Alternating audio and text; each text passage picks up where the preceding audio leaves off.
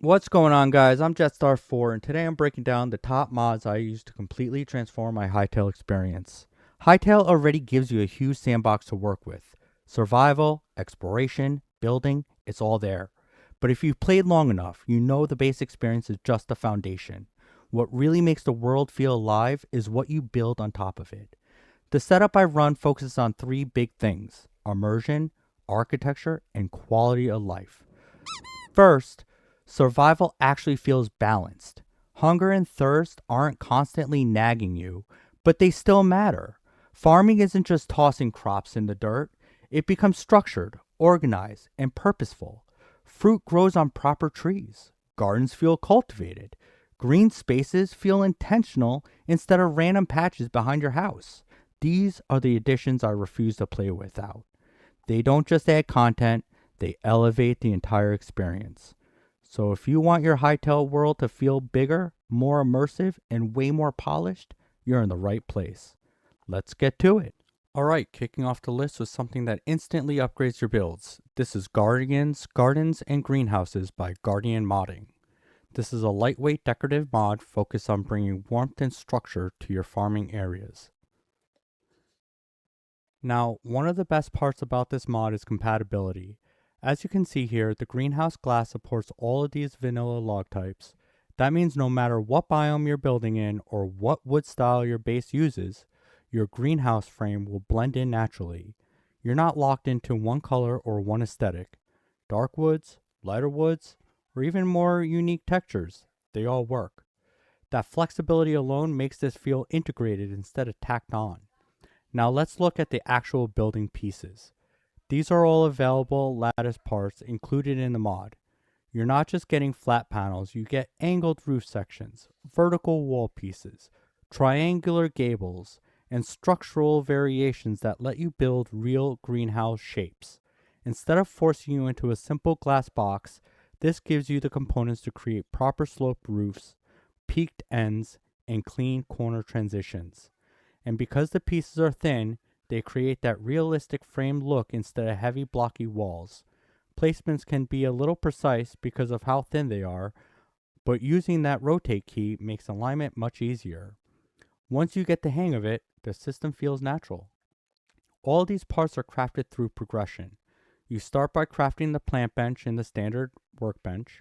From there, the plant bench allows you to craft the greenhouse workbench. And the greenhouse workbench is where all these lattice components and greenhouse pieces are made. It's simple, layered, and logical. This mod doesn't change how farming works mechanically, it just changes how farming looks and feels aesthetically. Instead of random crops behind your base, you could build them in your greenhouse. Complementing gardens and greenhouses is our next mod, Florist Botany Workbench by Ryozu. This one's pretty straightforward, but it adds a ton of value. Basically, all those petals you've collected from breaking flowers out in the world, instead of them just sitting in a chest, this mod lets you turn them back into actual decorative plants. To get started, you craft a florist bench at a normal Hytale workbench, place it down, and that unlocks everything. And there's a lot here. This mod adds 198 different decorative items, from flowers, bushes, leaves, moss, reeds, seaweeds, ground plants, pretty much every kind of flora you'd want for detailing builds. Crafting is simple. Flowers use colored petals. Bushes and larger plants use plant fiber and sticks. Leaves, reeds, and seaweed just need plant fiber. And moss, well, it uses moss plus plant fiber. Nothing complicated, just materials you're already picking up while playing. What I like about this mod is the variety. You're not stuck with a few flower colors. There's different heights, different shapes, dense bushes, small ground cover, shoreline plants. It gives you options. If the greenhouse mod gave us structures, this is what fills it in. It makes gardens feel full instead of empty. It makes stone builds look aged with moss. It makes forests look layered instead of flat. There isn't some big system overhaul here. It's just decorations done really well. And if you care about making your builds feel alive, this is an easy add. Alright, Next up is NoCube's Orchards by NoCube. To get started, you craft the orchard bench. It costs 10 logs, 10 soil, 2 light hide, and 2 essence of life. Once that's down, that's your hub for everything orchard related.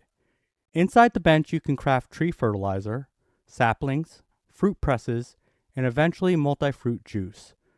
But everything unlocks in tiers, which I actually like. You don't just get every tree right away. First thing you'll need is tree fertilizer. That costs 3 soil, 3 plant fiber, and 1 poop. So yeah, farming's realistic now.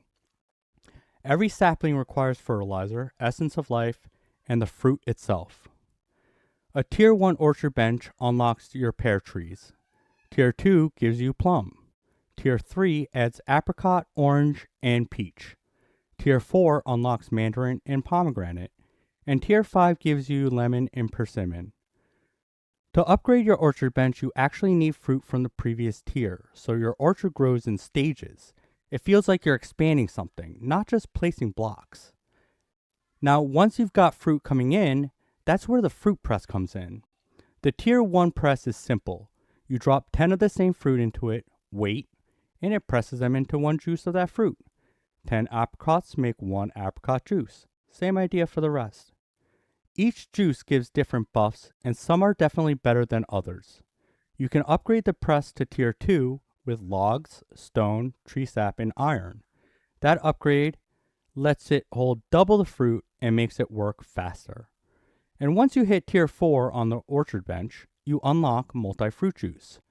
That's crafted using 3 different juices plus 1 apple juice.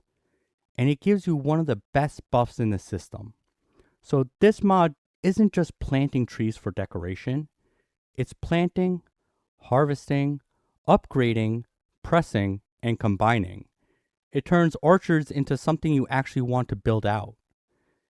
If the last mods were about making a world look better, this one makes your farming feel deeper without getting overly complicated. So this is EasyHunger by Haasapenas, and this is where survival actually starts to feel real. You can see the hunger and thirst bars right here under the HUD. They don't just tick down slowly over time. Your actions drain them. I'm just placing dirt and moving around my base right now, nothing crazy, but even normal activity costs energy. If I start sprinting, it drains faster. If I'm placing blocks, mining, or building, that all chips away at hunger too. So it's not just walk around forever anymore, there's a limit. And once these bars get low enough, I lose the ability to keep sprinting. I'm stuck walking until I actually replenish. Which means if something decides to attack me while I'm low, I can't just panic sprint away. It also forces you to think before you leave your base. You have to plan what food you're bringing, how much water you're carrying, and how long you realistically want to be out exploring. If you underestimate it, you're walking back home. Or you're scrambling for berries just to survive. And you need a ridiculous amount of them to fully refill.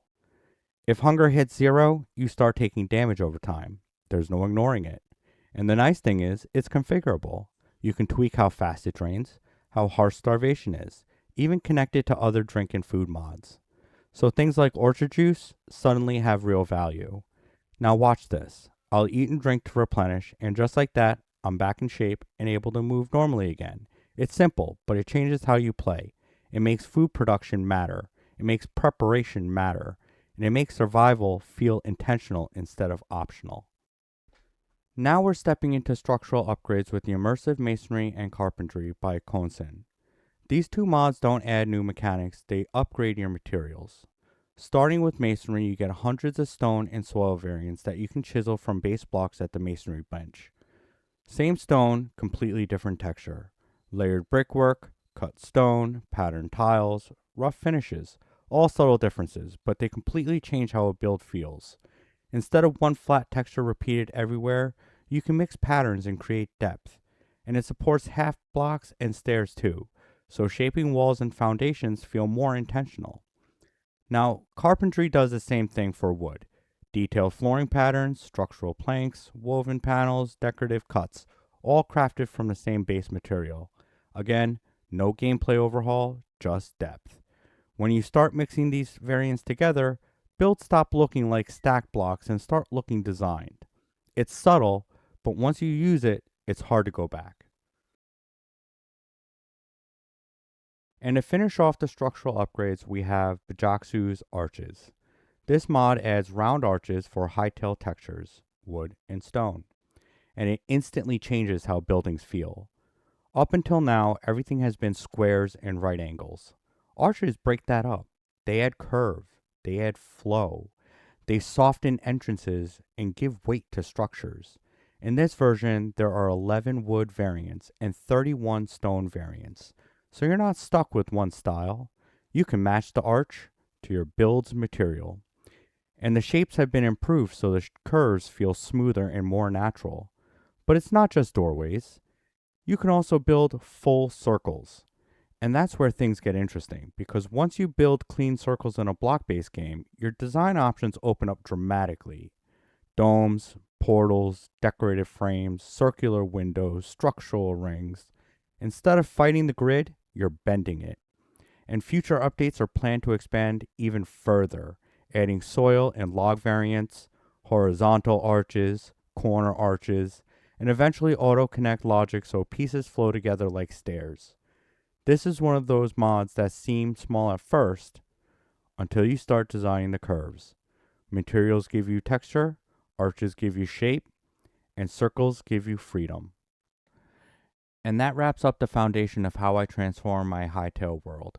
We started by building the land, gardens, greenhouses, orchards, systems that actually make farming feel intentional. Then we layered in consequence with hunger and thirst, so preparation matters. And finally, we upgraded the structure itself. Better materials, deeper textures, and real curvatures with arches that break the grid. For me, this is the baseline. These mods don't completely overhaul Hytale, they refine it.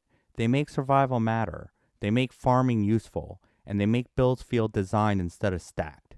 This is the core setup I use before I even start thinking about interiors or companions. And that's exactly where we're going next. In the next part, we're diving inside, upgrading interiors, adding life, bringing companions into the mix to really complete the world. If this helped you rethink how you build or play, stick around. There's more Hytale content on the way.